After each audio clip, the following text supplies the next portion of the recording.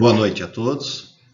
Dando continuidade nos conteúdos de extensão rural e associativismo, neste ciclo a gente vai falar um pouquinho para vocês sobre associativismo. Qual a importância do trabalho associativo, fazer uma pequena introdução sobre o trabalho cooperativo e por que ele é importante, tá? Para não só no ramo agropecuário, mas para viver em sociedade. Por que trabalhos coletivos são importantes para isso, tá? Então a gente vai estar vocês. Então, associativismo, se nós pegarmos por que o ser humano atua em grupo, a gente sabe que o ser humano é um ser sociável. Então, desde a antiguidade, o ser humano já vem atuando em grupo, né? Desde lá da Idade da Pedra, o ser humano sempre viu que é o quê? Mais vantajoso para ele atuar em grupo. Por que mais vantajoso, né? Maior segurança para os mais fracos, tem melhores condições de moradia, tem melhores condições de vida. Você consegue distribuir melhor as atividades entre os integrantes do grupo, né? Isso te dá uma sensação, te dá uma condição de organização e segurança melhor, tem maior facilidade para conseguir os alimentos. Então tem diversas vantagens quando as pessoas, o ser humano em si, ele começa a atuar em grupo. Então o trabalho associativo, o trabalho cooperativo, de certa forma, né, ele acabou tendo sua origem, né, desde a época que o ser humano era nômade, né? Então ele viu que o que ele conseguia ter melhores condições de vida, ter melhores chances para caçar, ter melhores chances para conseguir o alimento, ter melhores, digamos, desempenho nas suas atividades quando ele atua em grupo, tá? Então, esse trabalho associativo, trabalho em grupo, coletivo, começou desde a Idade da Pedra e hoje é muito utilizado. Então, em relação ao trabalho associativo, principalmente mais moderno, ele teve início no quê? No trabalho teve início o trabalho cooperativo, teve início no processo da Revolução Industrial, né? Então, o que foi a Revolução Industrial que aconteceu, né? Digamos em 1940, 1950. Então, foi chegada a tecnologia no processo da indústria, né? A tecnologia chegando à indústria. Então, essa tecnologia chegou com o quê? Com a necessidade de otimizar o processo produtivo. Como a população estava crescendo, estava carente, estava precisando de quê? De mais condições para sobreviver, de mais itens para sobreviver, né? Então, teve a necessidade de se otimizar o processo produtivo, né? Então, teve a inovação tecnológica, a chegada da inovação tecnológica da indústria para render o quê? Melhorar o rendimento produtivo do processo industrial, certo? Então surgiu as linhas de montagem no processo produtivo, o trabalhador acabou se especializando em sua função, naquilo que ele realmente fazia, então ele acabou se tornando um especialista naquela atividade que ele estava fazendo, tá? E isso fez com que aumentasse o rendimento dele, né? Só que acabou tendo o quê? De certa forma, tendo uns efeitos, digamos, não positivos em relação a isso, porque primeiro, quando o trabalhador atuava em todo o processo produtivo, ele sabia todas as etapas daquele processo produtivo. Com o processo de revolução industrial, ele acabou se tornando o quê? Um especialista na função do que ele estava fazendo. Ele não sabia como o todo o processo, tá? Então ele acabou ocasionando o quê? A segregação das atividades envolvidas, certo? Isso, de certa forma, é um ponto negativo. Produção em série, né? Ou produção em escala, para atender o quê? O consumo em massa. Quando o produtor se acaba se tornando muito especialista naquela função que ele faz e não consegue entender o processo como um todo, ele se torna o quê? De certa forma, um alienado, né? Então, acabou o processo da revolução industrial, ele acabou tornando o quê? Ocasionando a alienação do trabalhador em si, na indústria, né? Então, esse é um ponto negativo. Não é que a revolução industrial não foi positiva, foi, por muitos pontos foi positivo, mas um ponto dos negativos foi o quê? A alienação do trabalhador e a segregação das atividades envolvidas, né? E com isso, por quê? Aí as indústrias, de modo geral, poderiam estar pagando o quê? Salários mais baixos para os trabalhadores, né? Que eles não entendiam o processo como um todo, de certa forma acabavam explorando e, de certa forma, gerou o quê? Insatisfação por parte de muitos trabalhadores, né? Então, quando a gente fala no processo de revolução industrial, vamos pegar aqui um exemplo né, o que acontecia com os artesãos que fabricavam sapatos antigamente, né, antes do processo da Revolução Industrial. O cara que fabricava o sapato, ele conhecia o quê? De onde comprar o couro, quem fornecia o solado, qual que as indústrias que forneciam, digamos, as colas, os materiais necessários para produzir aquele sapato.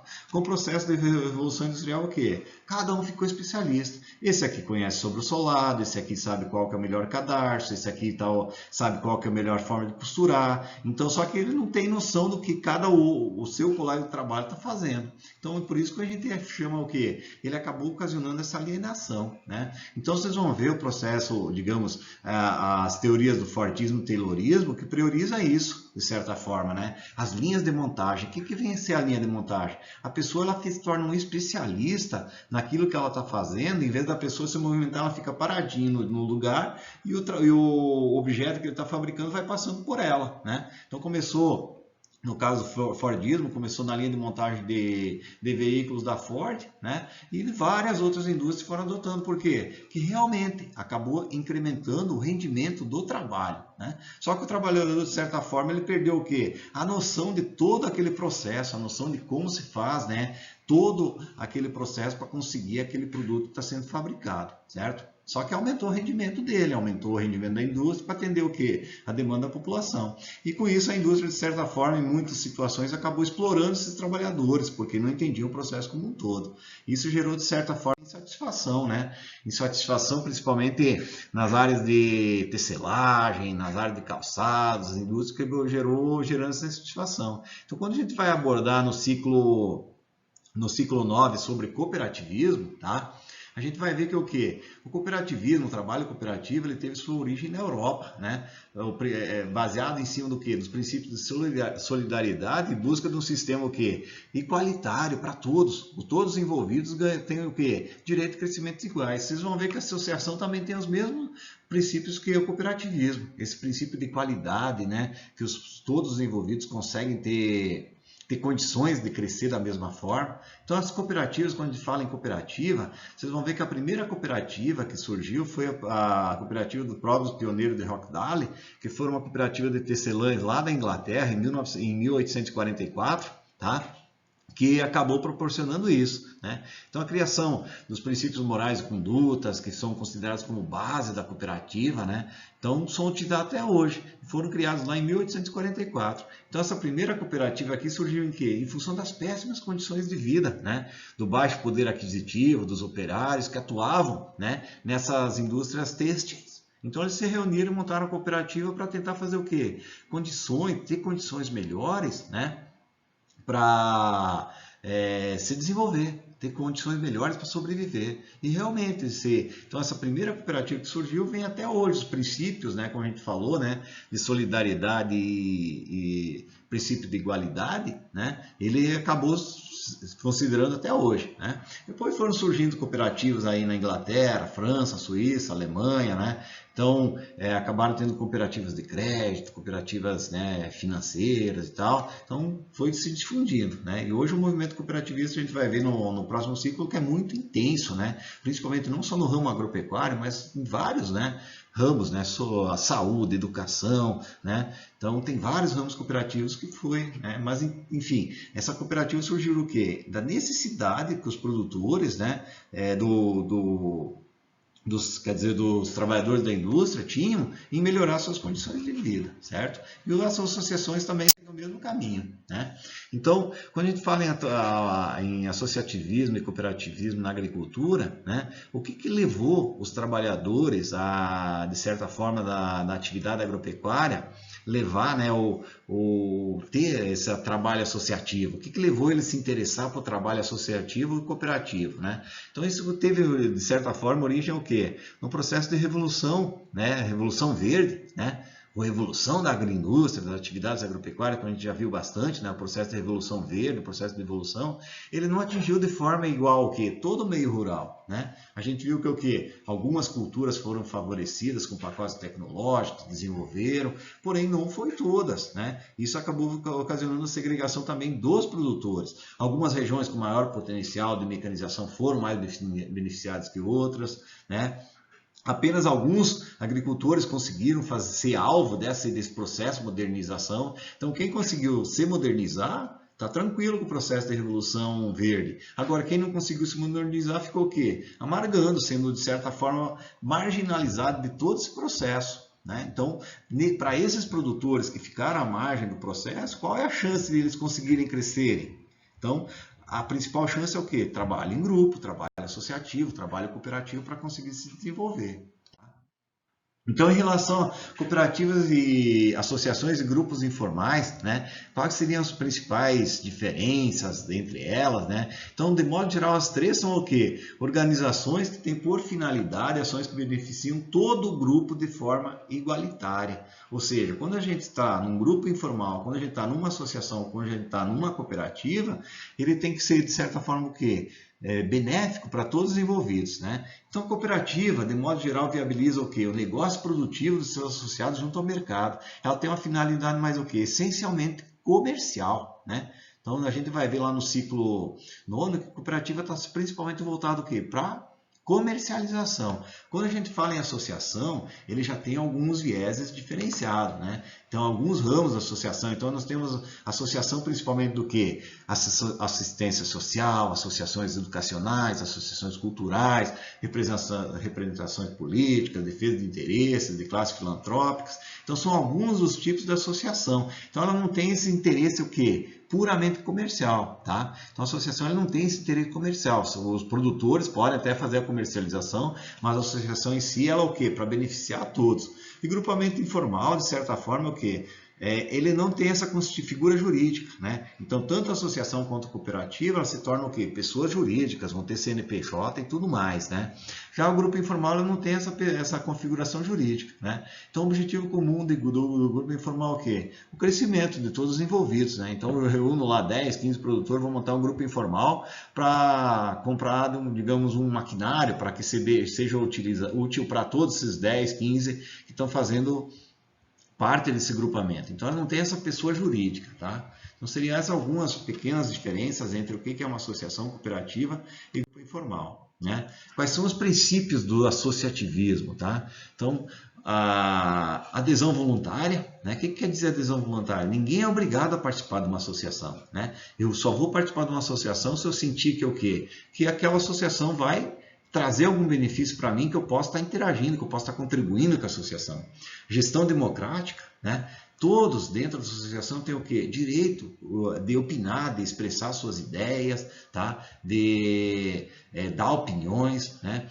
Participação econômica dos membros, ou seja, quando a gente faz parte de uma associação, lá no estatuto vai estar o quê? Designado quanto cada membro tem que contribuir, como vai ser a contribuição para a associação conseguir se manter, né? A associação também tem autonomia e independência em relação às suas ações, tá? Educação, formação e informação, ela tem de certa forma, o princípio de educar quem está participando, né, ou seus familiares e tal, criar cursos de formação, intercooperação. Então, dentro da associação, os próprios envolvidos podem estar trabalhando aqui de forma cooperada entre eles, né? Interesse pela comunidade. Então, esses são alguns dos princípios, os principais princípios do quê? Do trabalho associativo, de se montar uma associação, né? Então, tem que ser interesse pela comunidade, né? A comunidade tem que estar interessada, tem que ter gestão democrática, tem que ter participação econômica dos membros, tá? Para ser uma associação. Característica de uma associação, então, como a gente vai falar bastante, né? Pode ser formado pelo quê? Pelo no mínimo de 2 pessoas físicas jurídicas, né? Então, se eu tenho 2 empresas, 2 pessoas querem montar uma associação, elas conseguem montar, né? Então, a partir de 2 pessoas físicas jurídicas, tu pode montar uma associação, né? Patrimônio da associação é constituído da contribuição dos associados, né? Doações, fundo de reserva, não possui capital social, ao contrário da cooperativa, a cooperativa já tem capital social, a associação não, tá? Contribuição dos associados, fundo de reserva que vai fazer. Fins podem ser alterados pelos associados em assembleia, né? Então, a gente vai estar falando que manda, né, dentro de uma associação é o estatuto, né? Como se fossem as regras, não estão estabelecidos para que é a associação, como que vai ser, quais os direitos, quais as obrigações de cada associado, como cada um deve contribuir. Esse é o que? Vai ser dentro do estatuto. Então, essa finalidade ela pode ser alterada, mas tu tem que fazer o quê? Uma assembleia geral com os associados para mudar essa finalidade. São entidades de direito privado, né? Então podem realizar operações financeiras, bancárias, porém as sobras, né, devem ser aplicadas na associação, né? Ou seja, fez uma operação financeira, se tiver sobra, tiver lucro, essa sobra tem que ser aplicada aqui no próprio patrimônio da associação. Não pode ser feita a divisão das sobras como é feita na cooperativa entre os associados, né?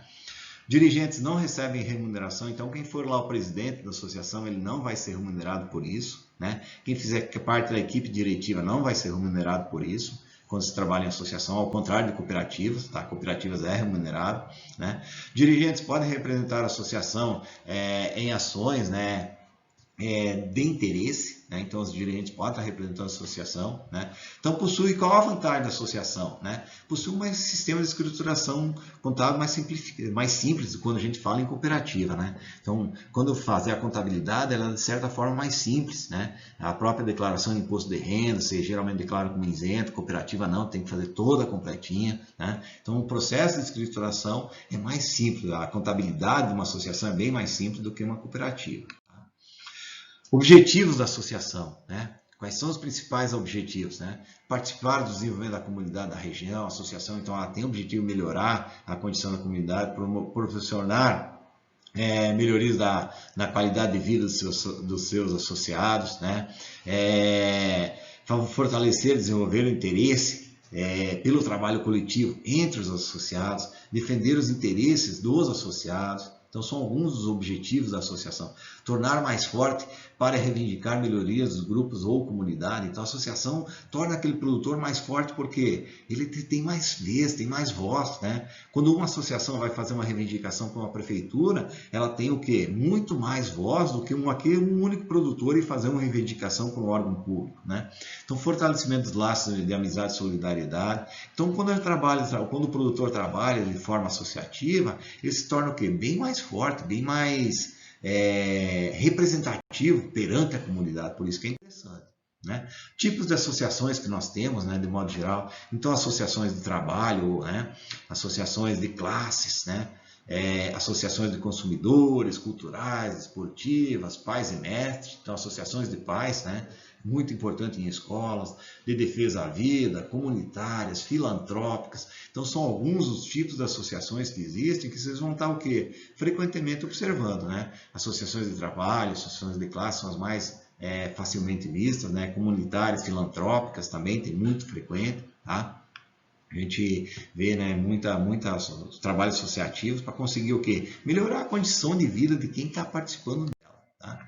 Então, quais seriam os passos primeiros, digamos, os principais passos para se montar uma associação, né? Então, esses passos estão mais detalhados lá na apostila 1, que vocês vão tá lendo lá no Moodle, tá? Mas, então, o primeiro passo seria o quê? A mobilização e motivação dos envolvidos, né? Então, aquilo que a gente tem que falar, o quê? O produtor tem que estar o quê? Mobilizado, tem que estar incentivado para participar de uma associação. Ninguém pode chegar numa comunidade ou num município, numa região e dizer, não, nós vamos montar uma associação a ferro e fogo, né? O produtor tem que estar mobilizado, tem que estar incentivado, né? Elaboração coletiva e participação no estatuto, né? Então, os integrantes dessa associação, né, que vão fazer parte da associação, eles têm que fazer o quê? Se sentir integrantes na criação do estatuto. O estatuto é o quê? É onde vai estar registrado todas as regras que vão ser seguidas pela associação. Então o produtor ele tem que saber, quem for participar da associação, ele tem que saber o quê? Conhecer o estatuto, então ele tem que se sentir o quê? Envolvido na criação do estatuto. Não é 2, 3 lá que se entendem melhor do assunto, se reunir e montar o estatuto, tá? É sim fazer o quê? Trazer a associação para construir esse estatuto de forma coletiva, né? Terceiro passo, escolha da diretoria e realização da assembleia de fundação. Essa assembleia de fundação seria o quê? Uma assembleia geral, né, onde vai ser o quê? De certa forma, declarar a fundação da associação, né? Nessa assembleia também é escolhida a diretoria, quem vai ser o presidente, quem vai fazer a parte da diretoria, de modo geral. Quarto passo, solicitação e registro comercial, né? Junto de cartório especial também. Vai ter que fazer essa solicitação junto ao registro junto comercial, né? Quinto passo, obtenção de CNPJ, né, junto à Receita Federal, né, vai pedir lá vários documentos, inclusive, né, a ata dessa Assembleia de Fundação vai ser pedida, então tem que solicitar o CNPJ junto à Receita Federal na internet. Inscrição da Receita Federal na Receita Estadual, sexto passo, né? Principalmente quando pensa-se em circulação de mercadorias, tem que ter inscrição na Receita Municipal. E o sétimo passo, registro junto ao município, né? Para regularizar o funcionamento dessa associação. Então, de certa forma, esse trabalho, esses passos aqui é bastante moroso, né? Mas é o que? Totalmente viável de ser feito, né? Sempre tem, então, quando você vai montar uma associação, ninguém monta uma associação sozinho, né? Você vai procurar o quê? A Emater, você vai procurar em instituições que possam estar te instruindo como montar uma associação, uma cooperativa, né? Você vai procurar as secretarias da agricultura para ter essas informações de como começar a montar uma associação, tá? Mas os primeiros passos seriam esses, que tem que ser seguidos, tá? Então, em relação à comercialização de produtos, tá, gente? A associação em si, ela não pode comercializar os produtos podem devem ser realizados o quê? Em nome de cada produtor, de cada agricultor envolvido, né? Então, ele vai comercializar, mas em nome do próprio agricultor, né? O papel da associação é o quê? Sim, auxiliar na organização e controle desses produtos, né? Desde a produção, processamento, distribuição, comercialização, ou seja, criar meios para onde aquele produtor está comercializando aquele produto, né? Saber para onde ele vai comercializar, como ele vai comercializar, melhorar a qualidade, tornar o produto dele mais atrativo pelo consumidor, né? Então o produto deve ser transportado da propriedade até o local de venda com nota do produtor. Então saiu lá da propriedade do seu João, o seu João vai fazer o quê? Emitir uma nota de produtor e venda, né, aos consumidores em nome do agricultor. A associação está apenas o quê? Como interagir, né? Como o produtor pode estar tendo o quê? As melhores condições de interagir com essa comunidade, está ofertando seu produto, tornar seu produto atrativo, que ele consiga vender mais e conseguir melhorar as condições de vida, tá? Mas a associação em si, propriamente, ela não comercializa, tá, gente? Então essa é a diferença. Depois nós vamos falar em cooperativa, vocês vão ver que essa é uma diferença bem marcante. A cooperativa já comercializa, tá? A associação não pode, certo? Então assim, ó, gente, a associação, de certa forma, é o que? É um meio promissor para cada um se fortalecer, para o produtor se fortalecer, superar dificuldades, né, do grupo de pessoas, melhorando o que? A sua qualidade de vida dos seus integrantes, tá, gente? Então, quando a gente conseguir, né, vocês como estão quase técnicos agropecuárias, né, então entender que o que? A associação é uma forma viável, sim, daquela pessoa que é menos favorecida ter mais vez, né? Tem mais vez, mais voz, para conseguir superar todas essas dificuldades. Então, sim, nós como profissionais da área agrária, a gente tem que fazer o quê? Disseminar essa ideia, né? Aqui essa imagem que eu acabei pegando da internet, é um cardume de sardinhas, mas mesmo uma sardinha pequena, quando ela atua em grupo, ela pode fazer o quê?